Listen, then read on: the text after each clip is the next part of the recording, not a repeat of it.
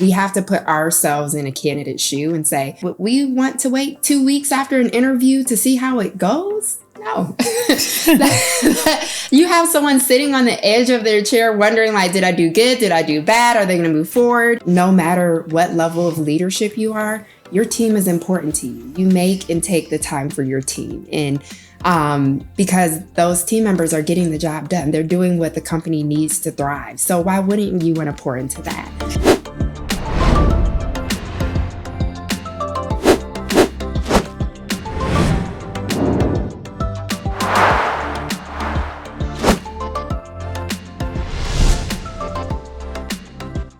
Welcome to another episode of So Your Boss Sucks, Now What? I'm your host, Natalie Renee Parker, and I'm excited today. Have you ever met someone who is literally born to do their job? Like, you know that when you met them that they're literally doing the thing that they were meant to do. That really pretty much sums up my next guest. You see, she recruited me into my last corporate job. And what makes it so interesting is I feel like recruiters are the salespeople of an organization. And the vibe that I get from her ability to dissect and understand and position people in roles that fit the company and the person is just bar none. And so we call her the talent matchmaker. I'm excited to introduce to you my good friend, Julia Cooper. Hi, Natalie. Thank you for having me. What a full circle moment. Yes, it is. It is. I'm excited. Her bio will be on the webpage. We'll also make sure you get her LinkedIn information as well. So thanks for coming. Of course. I'm excited. I really do mean what I said. Like, you are absolutely, bar none, one of the best recruiters I've ever engaged. Like, you just have the talent for it. What do you think makes a talented recruiter? Great question. In my experience, I feel like the most successful recruiters are going to be those who really have a passion for what they do, right? So I think that's in actually a lot of your roles.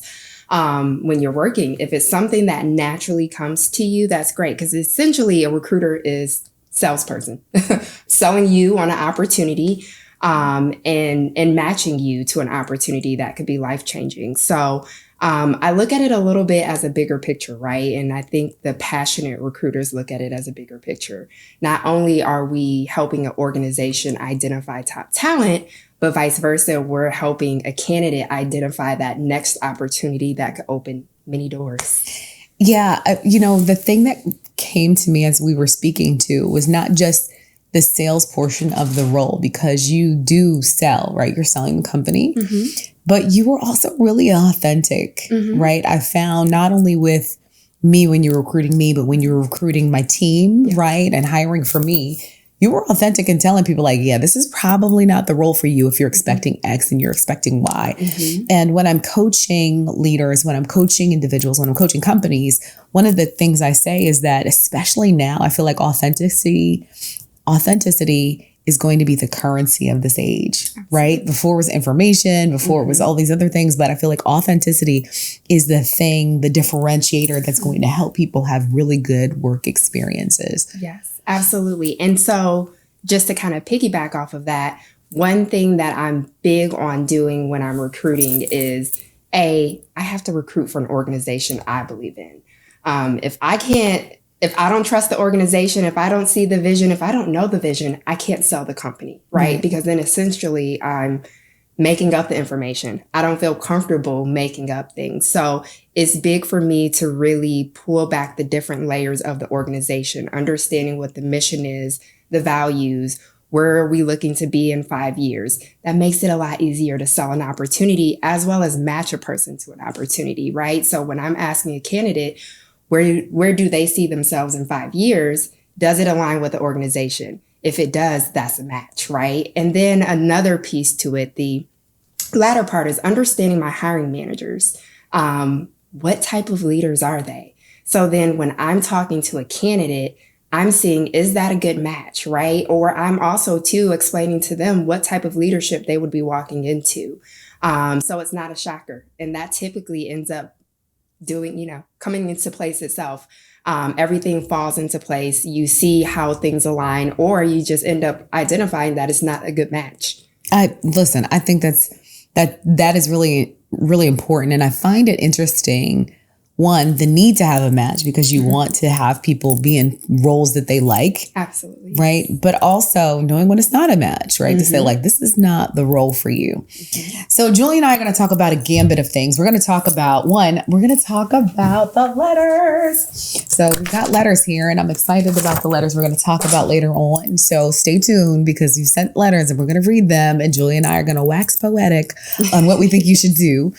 We're also going to talk about her perspective as a recruiter when it comes to just how do litmus test or what I call test drive your manager, right? So how do you really get a feel for the organization and the individual you're going to be working with? Because at the end of the day, everybody is selling their best selves in an interview.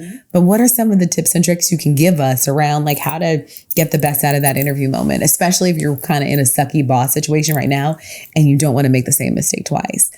But Julie, I first want to start by talking about your own experience as an employee of a company, right? Because the title of the podcast is So Your Boss Sucks, Now What? So talk to me about like when you think in the back of your mind, your worst boss moment, like what was and I think what I loved what you said to me was like, hey, I haven't had a lot of terrible bosses, but I have had one experience. Like, so talk to me about that. Absolutely. So yes, as you had said, I haven't had a good amount, but I've had one. And so I think back to it and I laugh, but in the moment, of course, it was not funny. So at one of my previous organizations, I was a part of a TA team that was pretty well established. It didn't start with all of us. It actually grew over time. So we started off being 2 of us, grew to 3, 4, 5, 6 over a quick period of time. And so, of course, when you rapidly grow, there's kind of this relationship you form with one another where it's just like, hey, we're in the trenches together. Yeah. And in the recruiting world, we were, doubling the company size each year. So it was a lot of work, a lot of blood, sweat, and tears we put in to growing the organization. And so we had got to a point where it was time to bring on a leader for our team. Prior to this new leader coming on board, we were reporting directly into a senior executive. So there was a little bit of a gap there. We had that leadership, but not really as direct as we wanted it. That particular leader had maybe 4 or 5 departments within HR under her. So there's only so much that she could give to each team. So we were actually really excited about this leader. We're like, oh, we have a whole list for this person, right? We can't wait to give them this idea, even in this area, maybe he'll be able to go in and speak on behalf of us and really support us in these areas. So we were definitely excited. Well, have you ever had a boss or a new leader that you're excited about and then they come in like a bull in a china shop? It's just like, you were not ready. So his first day started. And again, we were very excited. We didn't know much about him. So on the first day, we're learning more and more. That first week, learning more. What we quickly started to identify was his discomfort. He wanted like discomfort how? Discomfort, and he realized how close we were as a team. And he was coming in as a new leader. I'm not sure if this was the first experience for him coming in to an established team. But it was almost like he didn't take the steps to getting to know us as a team and see how we work before he implemented things that he wanted. He kind of came in ready to implement the things that he wanted. And also he skipped the step of getting to know us individually, which is, I'm interesting. Yeah. So I just remember meetings happening. And so again, our prior leader was big on asking us questions. She welcomed us asking questions. She also welcomed us to be involved in different things and areas of the business. That was something he was not used to. And that was very clear. So when we would have our meetings and we would ask questions, he didn't take it as we were being inquisitive and wanting to understand. He took it as we were not following his lead or we were not accepting of his decisions. And that was the first straw that broke the camel's back, in the sense of from there it went downhill. Okay. So I remember one meeting we had as a team, and someone had asked him a question, again, more so being inquisitive. He took it as pushback, and he said, "Let me tell you all something. I am leading this train in a certain direction. And if you all don't like the direction in which I'm leading this train, you can jump off." Okay. That's when I just kind of was like, all right, well, there's nothing else I can say. Nothing else I can say to him and feel comfortable. Right. Where we wouldn't be going back and forth. It would be more of so I probably would be targeted. So there was no give and take. He wasn't listening to any of your feedback. None. Was he helping with any of the work either? No. So another piece. So he's just kind of like a drill sergeant, just coming in. Absolutely. And this is how we could tell he was very uncomfortable, because within a couple of weeks, we were hiring for a recruiter, and he had brought in 2 team members from his previous organization. So he's feeling fragile and he's outnumbered. So he brings in people that he's comfortable with. Absolutely. Basically saying, I don't know who y'all are, but I know them. Yes. Yep. And essentially, because he hadn't formed a relationship with us, didn't involve us in the recruitment process of our new team members, mind you, coming into a team that's already established. So it's kind of like, how do you recruit for our team when you don't even know our team? It's kind of how it felt. But he's bringing on team members that we don't know anything about. And so that was a little bit of a strange experience, because in learning that, we found out like one of them was essentially overqualified, right? So of course, as a recruiter, we're like, red flag.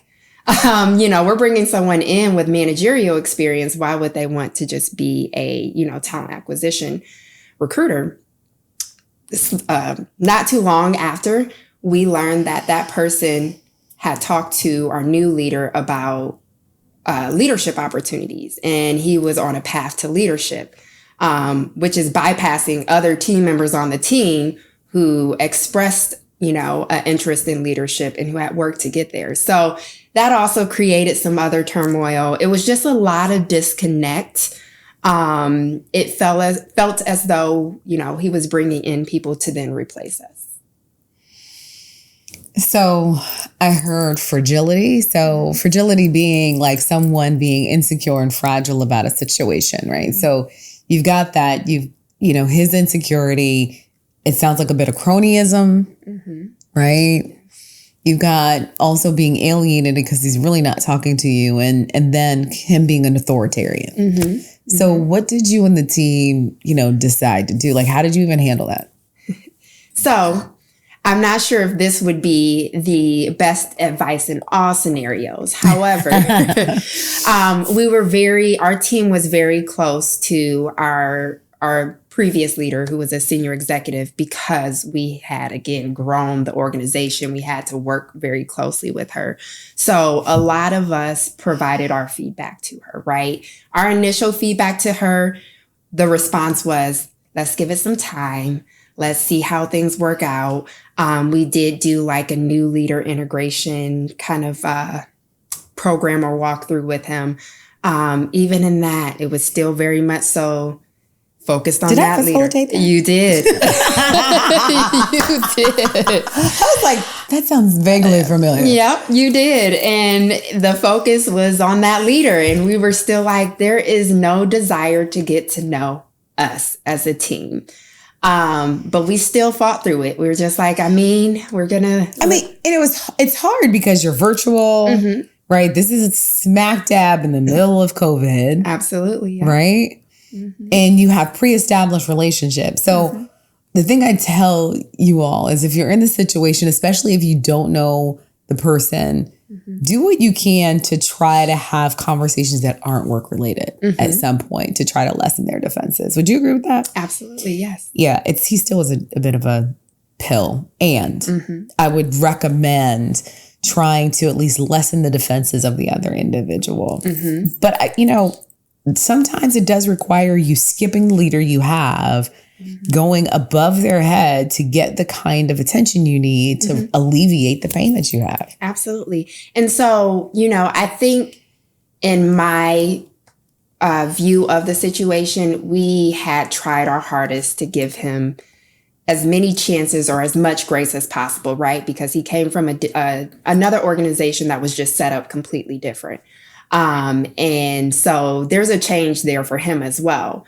But in that, over time, you could tell he wasn't coming in to try to understand this organization, how we function, and how he can best lead in it. He came in wanting to change it.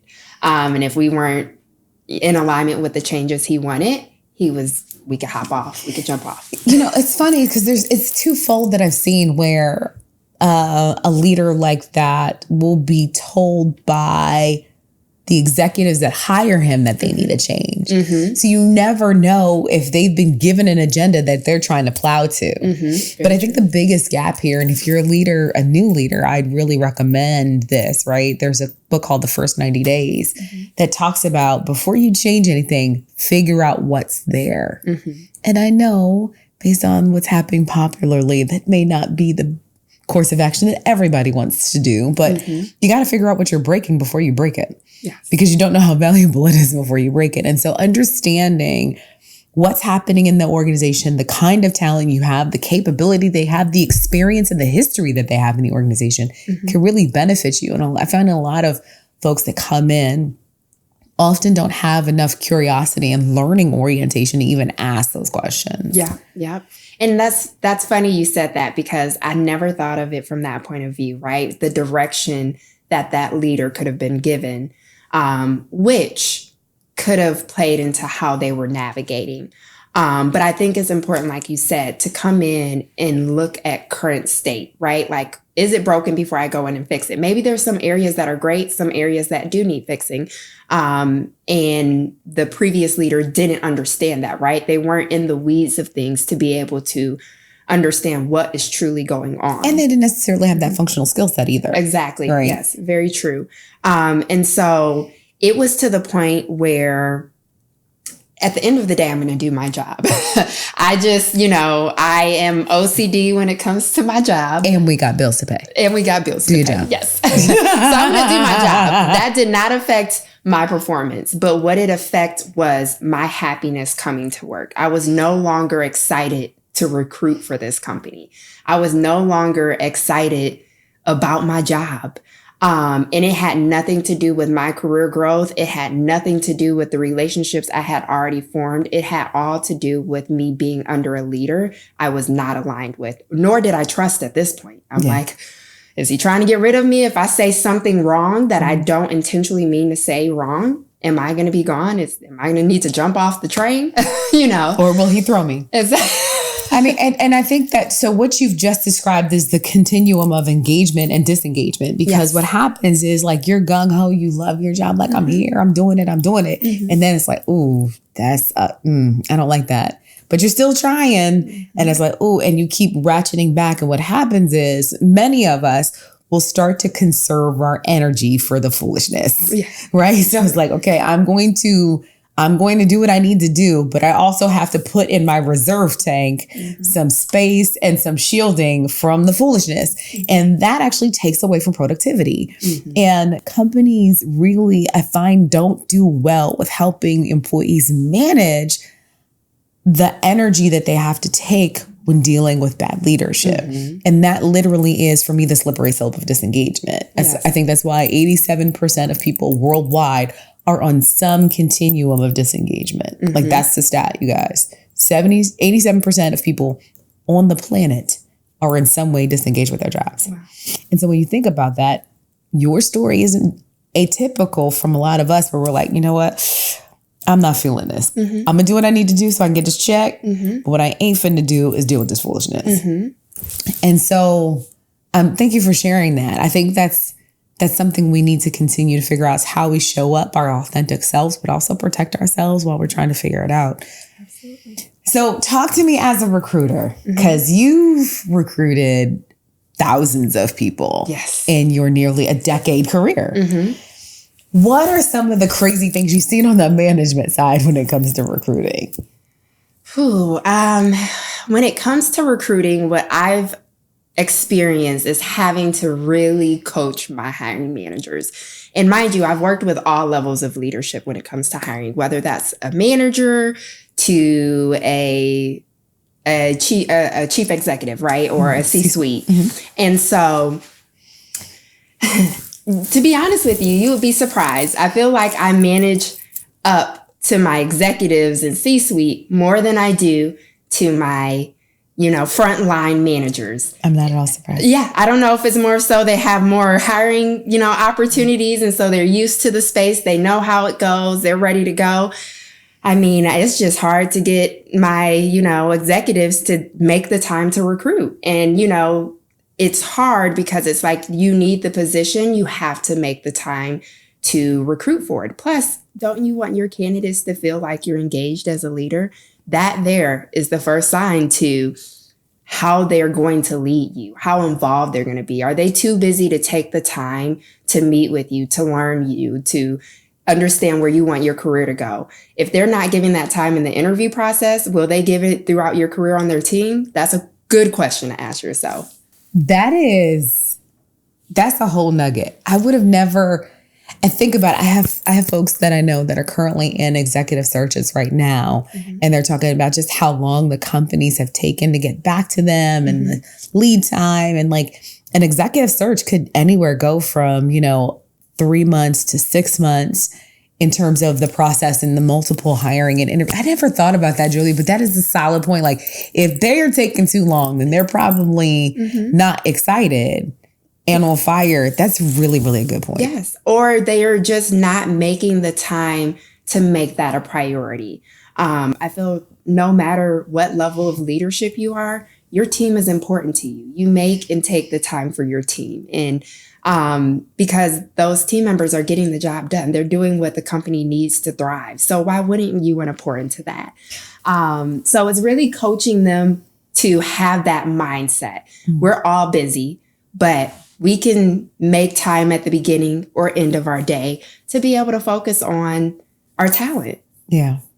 I because you have a speed in recruiting that I really enjoy. Like you're just like, look, we're going to, I think your average time to fill is like, I don't know, 8 days or mm-hmm. something crazy, right? Mm-hmm. But I also want to talk about, I heard someone use recruiting as an analogy to dating. Yes. Like if they're not feeling you, it's going to mm-hmm. come out in the process. Mm-hmm. Mm-hmm. I'm fascinated on that. Like if they're not taking pace, then you probably should take that as a sign. All right, so what are some other things that you've seen in the process on the company side that people need to look out for? So, of course, time, right? You want, just like a company wants their time valued, they should be valuing your time as well, right? So as a recruiter, I try to be as engaged and upfront in telling you what the process will look like. If we're coming up on a holiday, I'm going to give you a heads up. Hey, we do have some leaders out for the holidays, so please be aware that there may be a little bit of a pause in the process, but on a weekly basis, I will check in with you. So as a recruiter, I feel like it's our jobs to keep the candidates engaged, yeah. right? We're that middle person. We're that liaison between mm-hmm. the candidate and the organization. But on the back end, please know that I am on top of my leadership team. Yeah. Like, I need you to answer this email. If you don't answer an email, I'm going to schedule us a weekly call. And it's essentially I'm being passive, but I have to get in front of them just for the candidate experience, right? Mm-hmm. We have to put ourselves in a candidate's shoe and say, or in their shoes and say, we want to wait 2 weeks after an interview to see how it goes. No, you have someone sitting on the edge of their chair wondering, like, did I do good? Did I do bad? Are they going to move forward? So we want to be timely in our feedback, just like we would want the same if we were in their seat. So it's a lot of coaching on the time piece of it. Also, too, the biggest thing is decision making. Okay. It's hard, like working with a leader who doesn't truly know what they want. Now, I understand that at the beginning of the process, as we're navigating it, right, they are getting their first bunch of talent and they're kind of reviewing them and determining what they like, what they don't like, experience-wise, skill set, technology. But when you get towards the middle to the end, if the leader hasn't identified what's going to work best on their team, that's a little bit concerning to me. Because does that happen a lot? It happens a lot. Yeah.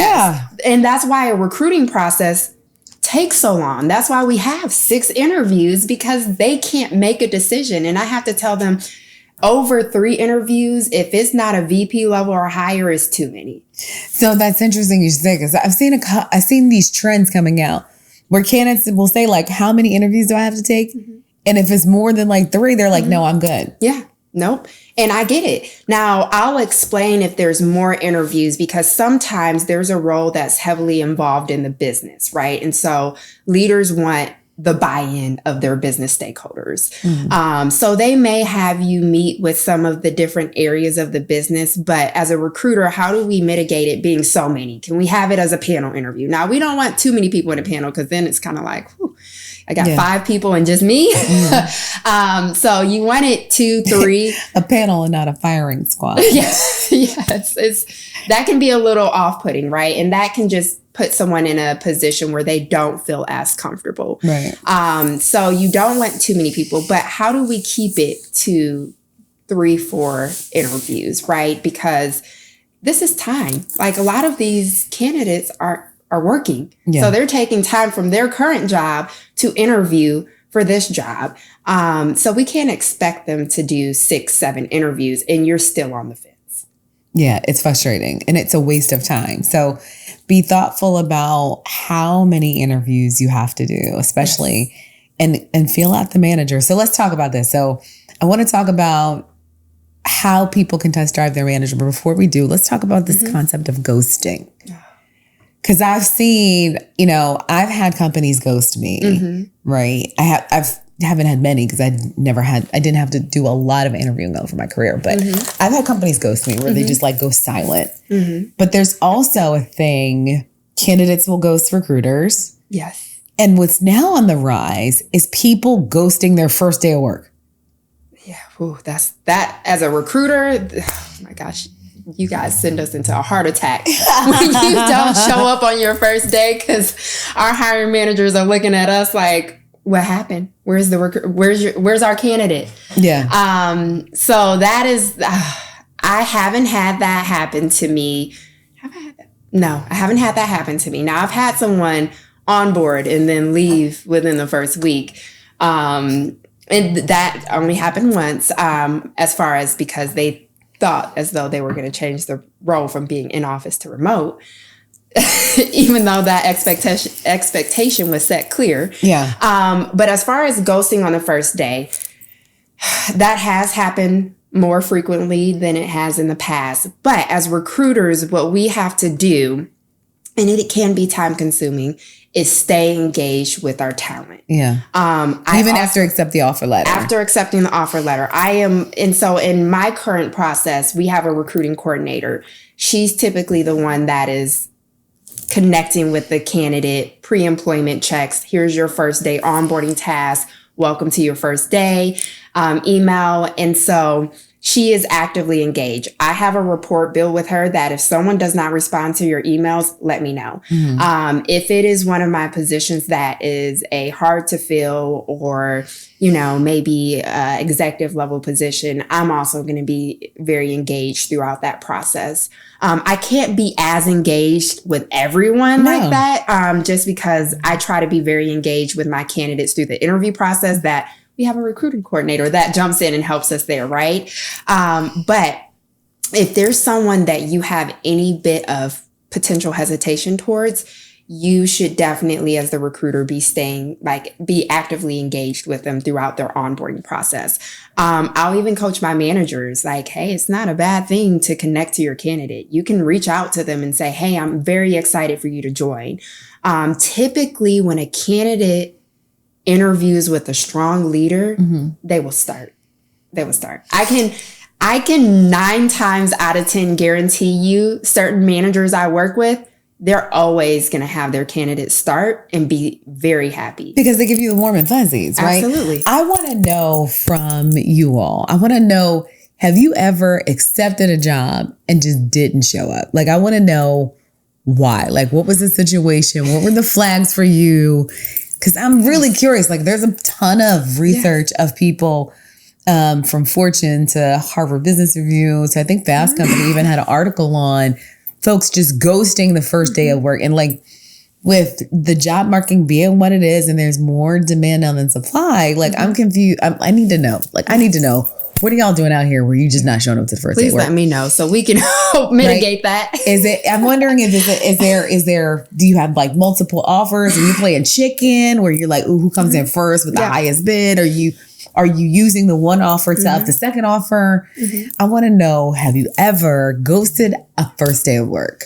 Let me know. Put it, if you're on YouTube, put it on the chat. If you're on Facebook, if you're listening to this online, go ahead and shoot over to our website, yourbosssucks.com, or to our Facebook page, because I want to hear what people have to say about ghosting their first day of work. Absolutely. And I'll say one last thing. As a recruiter, if you build strong rapport with your candidates, they actually will feel bad ghosting, right? Like they're going to like, if I don't show up on my first day, that's going to look bad on my recruiter. Yeah.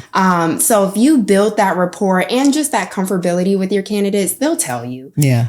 Is it a great conversation to hear as a recruiter? No. But I'm always like, you know what?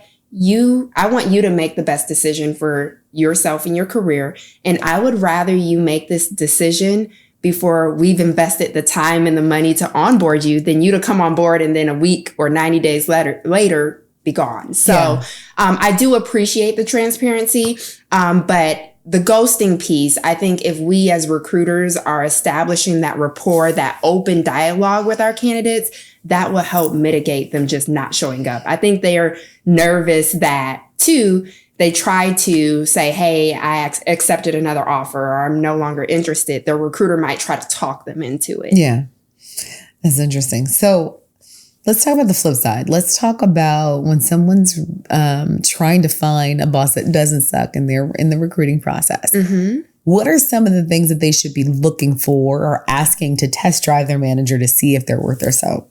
Yes. So I think the biggest thing to look for in interviewing and trying to assess how strong of a leader the hiring manager is that you would be working under is how engaged are they in the interview process, right? And you're looking at the moments where they would be genuinely themselves, right? So coming into, let's just say, a video interview, are they setting the tone for it to be comfortable? Are they very rigid and by the book, right? So that tells you already what type of leader. You're either going to be working with an A-type leader that's rigid, going to follow, every step, or you're working with someone that says, hey, how are you today? Yeah. And you're having just natural open dialogue. Oh, I see I can hear your dog. I have a dog too, right? Just making it a comfortable environment. And then they will shift to the interview process or the questions that they have. So I think that's a number one indicator. Also them showing up on time or prepared is another thing too. Now, things happen and I go ahead and I prepare my candidates that, hey, sometimes I'm scheduling my hiring managers back to back, or, they're coming from a meeting, they're coming into this interview, give them a 5 to 10 minute grace period. But if they come onto their interview and they apologize for their tardiness, again, they're holding themselves accountable. They're recognizing that they were late and they're saying that to you. So they value your time. So there's a couple small kind of soft, not skills, but, things that you can kind of look out for, right? Another big thing is a hiring manager should be very interested in selling you the opportunity, right? So it's not just that they're interviewing you, but they should be prepared to be interviewed, right? So they should want to understand what it is that you're looking for in the next opportunity that you take on, what's important to you. And they should be ready to highlight those in their pitch. So I always tell my hiring managers, you should have a closing pitch, right? That touches on these different pieces of what this candidate is looking for. That gets them excited, right? If you're like, we grow our team. Like in the last year, I've promoted 4 people within my team because not only have we had success as a company, but as a team. Yeah. And as a leader, I strive to grow and develop my team. That can be exciting for someone. just visibility within the business. Like my team is in front of these different departments and we have this type of impact on the business. And I know you mentioned that you want to be in a role where you're impactful. So they're just aligning what the opportunity has that aligns to what the candidate is needing. That is a good leader, right? Because that's a leader that's thoughtful. That's a leader that is taking the time to understand their team and then being able to present them opportunities that align. Yeah. And I would also say that it's important for the candidate to look for how the leader's looking for the job to mature. Exactly. Right. So we expect that this next thing you could potentially do is this. Now, if it's a new role and you've got to grow into that, fine, but at least have the conversation of like, what could this look like in another 3 years? So talk to us about what questions, Talk to us about whether or not a candidate should ask for internal references the same way a company asks for references from the candidate. I've done this before. Like, okay, you want me to move? You want me to come all the way down there? Like, I need to talk to people and meet people that I'm going to be relocating my entire life for. So good question. And I do not think that is a bad ask. I think as a candidate, just like hiring managers, just like recruiters, read the room, read the room, understand who would be the best person to ask that to, right? Sometimes you can ask that to your hiring manager because they've created that environment where they'll welcome that and not be offended by it or taken aback by it, right?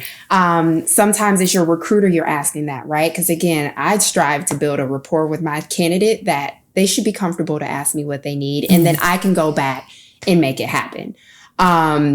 Now, would I frame it as internal references? Probably not. What I would suggest is saying more of, I would love the opportunity to meet with some of the people I would be working closely with, like within the team, right? And then that comes off a little bit more of, oh, she wants to see the space. She wants to see the team, which is true. But you also want to see how they feel about their leader.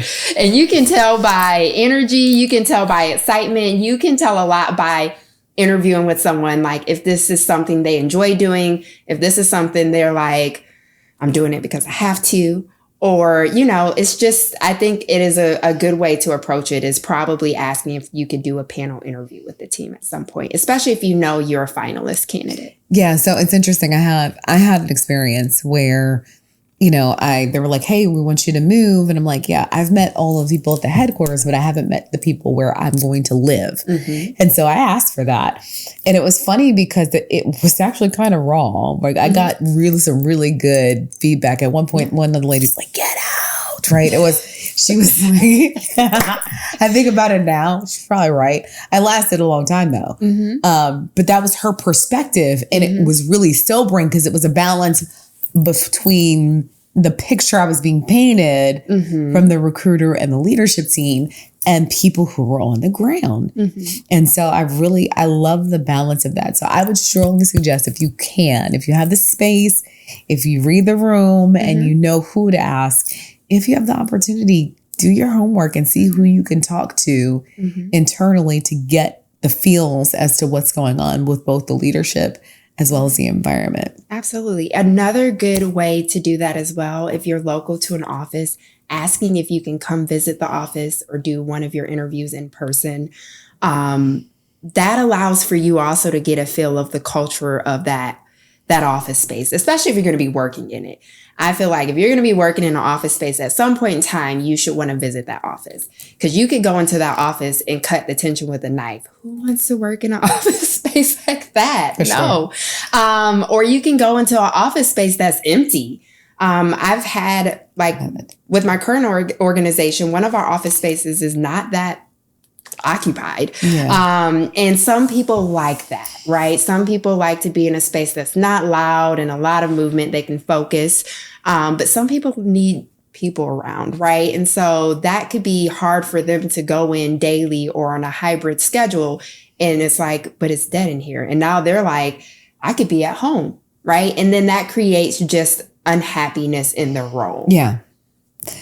I appreciate you saying that. So, and with this concept, I'm an X. You are a millennial? I'm a millennial. We still have boomers in the workforce. We've got boomers, Xers, millennials, Zs, and alphas in the workforce. 5 generations, all right? Mm-hmm. For the first time, 5.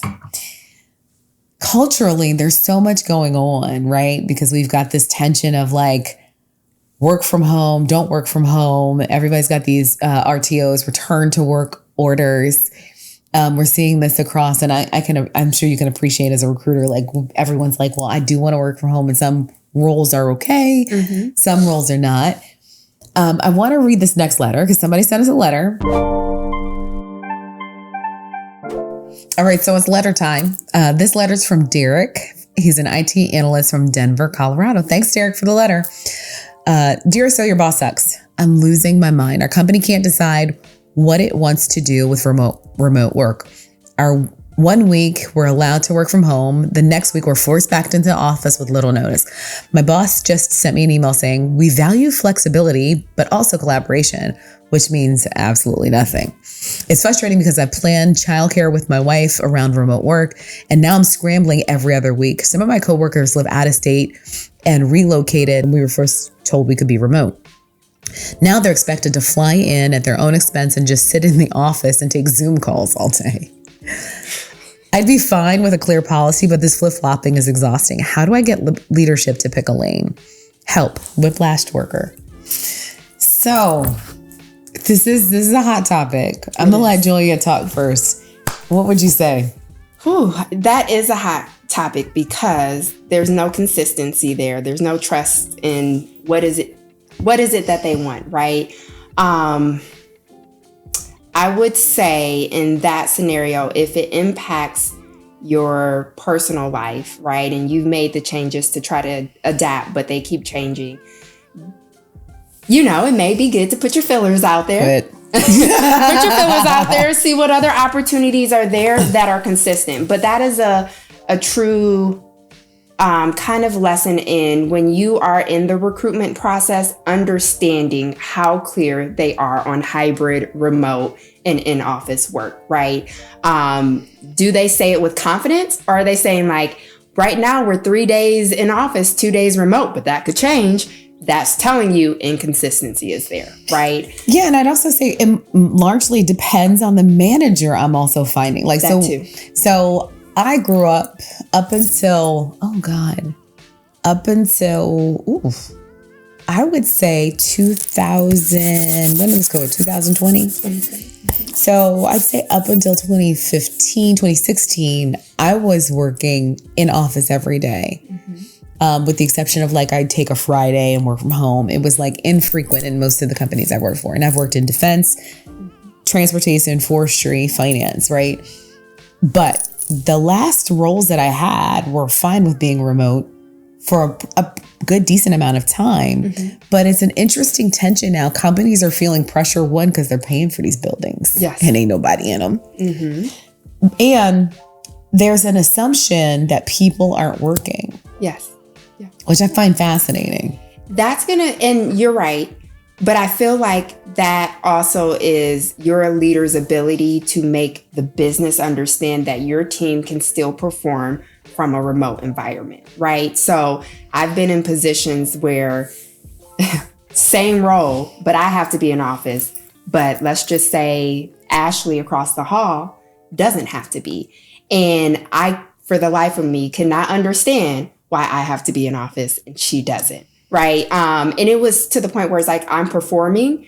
Now I feel like I'm in office because you're using me for more than just my job description. Okay. Right? I'm answering phones, I'm staffing shifts, and that's not what I'm supposed to do. I'm supposed to recruit. And I had to come back to them and say, every month you ask me about my numbers. And if I don't meet my numbers, I have to hear it. I have to explain. But do you not notice that you're taking me away from my focus in recruiting by having me answer these phones and staff opens or fill openings? Yeah. And so their solution to it was they were going to give me an office upstairs. And I said, so what's the difference in just letting me work hybrid? So in that experience, I felt my leadership didn't trust me. And when you are a performer and you meet expectations to the point where they've given you more work to do with the same amount of money, it was like, I didn't feel valued. Yeah. So that's where I walked away because I didn't feel my leadership valued me. You know, I think it's interesting because we talked about it when I was pre-interviewing you, but this idea of organizations shifting their values and not telling the organization that the value shifted, right? So for the organization says, hey, you know what, we can do hybrid work. And then it's like, nope, we're in crisis. We're going to change the model. I feel like, especially with current affairs being what they were, companies are doing a worse and worse job of communicating that we're intentionally about to break the psychological contract. What do I mean by that? You were hired for a thing. We're now shifting the thing you're hired for. We're shifting the way the work is getting done, or we're shifting the thing that we value. And we're doing it with these intentions for this reason. And we're sorry, because I've never seen anybody apologize. Like that's like a non-American thing to do in corporations is apologize. But to break that thing that you intentionally bought into, because at the end of the day, when you get hired by a company, you are buying into what you were sold. The brand, the perks, the total reward structure, all of that. You were buying into that. And when they break it, I feel like somebody should apologize. Like, you know what? Things have shifted and my bad, something. Yeah. Like we had started the conversation around, it's like a relationship. Yeah. Right? Company, when something changes or something happens, the key to a relationship's, continuing at its pace or sustaining is communication, right? Understanding what's going on, why it happened. If a company can communicate the changes, maybe not everyone's going to be receptive of it, but they'll appreciate and respect the fact. I can respect you. Yes, because it's a company. Business is business. We know changes are going to be made, not always for the people, but for the organization.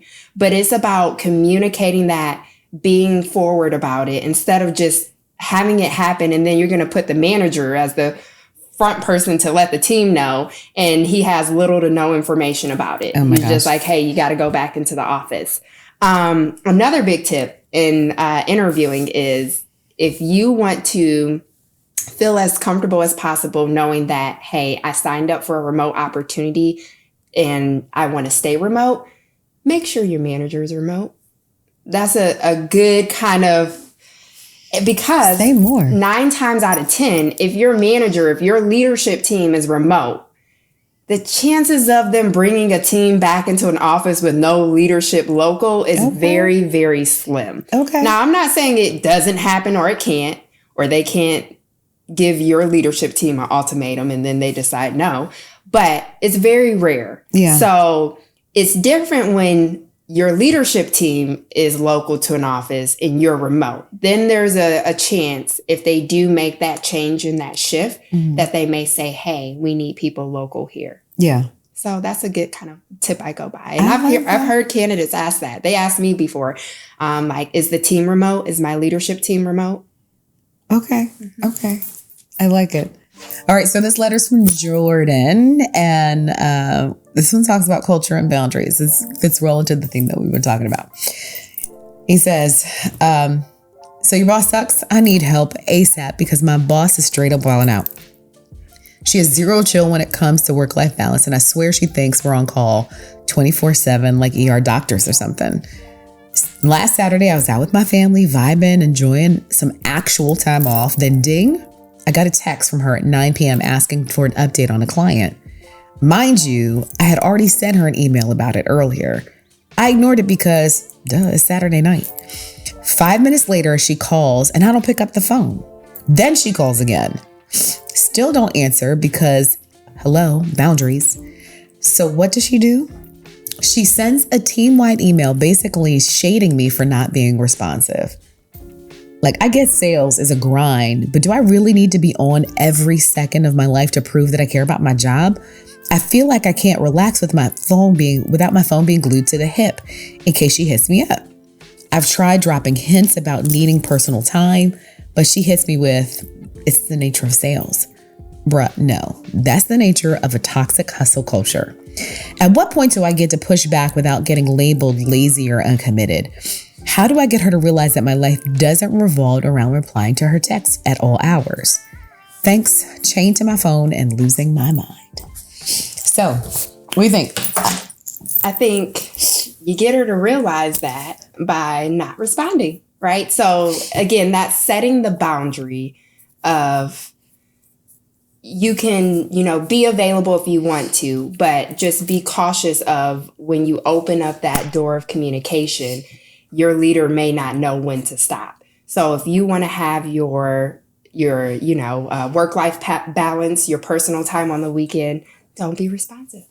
Some people will not put their emails on their phone because if you're like me, you're going to automatically look at it. And then you may respond. That's me. But I'm okay with mixing a little bit of work into my weekend. That's my personal choice. But someone who is not, you really have to set those boundaries and not feel bad about it. Because at the end of the day, unless they said you were expected to work on the weekend, you're not expected to work on the weekend. If you can get your job done Monday through Friday, then kudos to you. You can get it done Monday through Friday. But at times you may have to be transparent and not drop hints. You may have to have that one-on-one conversation with your leader and let them know why it's important that you're getting your work done Monday through Friday. On the weekends, you need that time to reset, to come back to the week refreshed. So I hear what you're saying, and I'll say this as someone who came into the workforce in the early 2000s, right? It was nothing for us to work 80 hours a week, like 60, 80 hours, which it's double a work week. So we would work 2 weeks in one because we would just, Xers were bomb like that, right? So we would do that mainly because the boomers were doing it. Like these people didn't shut off ever. Like it was nothing for me to get an email or text from one of my VPs like, hey, do you have this information at 11 o'clock at night?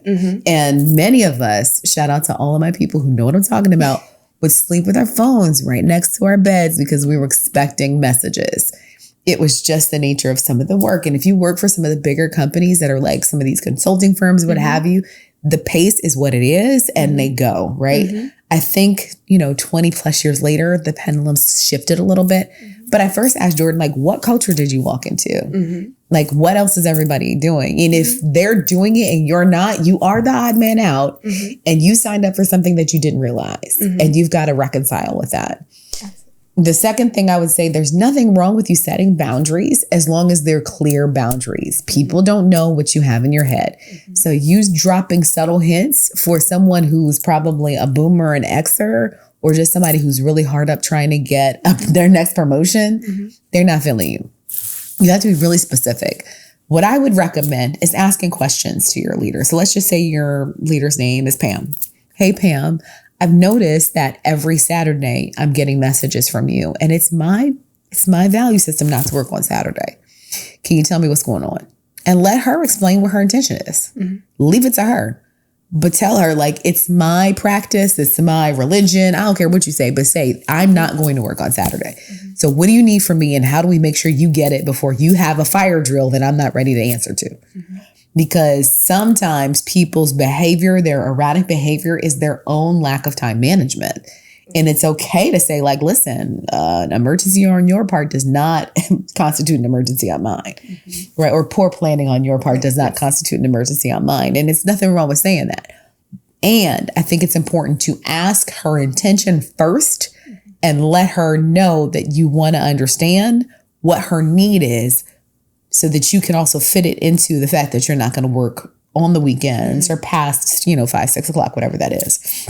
Absolutely. But understanding the culture you walked into, I think is paramount because a lot of times we're like, well, I'm not doing this. And you look around like, one of these things is doing its own thing, right? Like you are the odd man out and you don't want to be. It's not helpful. And maybe that's just not the culture for you. Yes. And that's where it's important to understand the organization that you're joining and understanding the team you're joining. So when you're interviewing, asking those questions, right? How do you encompass work-life balance or support work-life balance within your team? You're asking the hiring manager, your potential future leader, that in the interview process to get that understanding, especially if work-life balance is important to you. So really what I advise my candidates to do is jot down what's important to you. Like, what are deal breakers for you? What causes you to be unhappy at a job? And make sure you touch on that during the interview, right? You have to understand, like, some things are going to be good to ask the recruiter.